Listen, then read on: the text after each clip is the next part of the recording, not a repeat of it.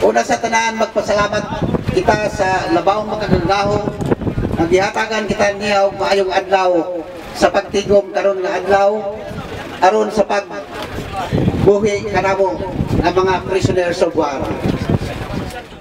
Kami nagpasalamat sa maong mga opisyal sa atong panggobyerno, sa atong gobyerno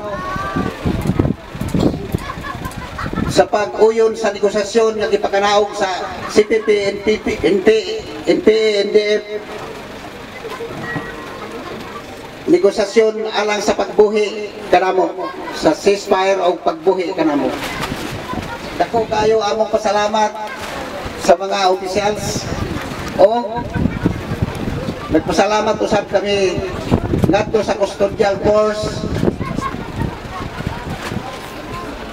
sa custodial force ng ipanguluhan ni Kalokas o Kajared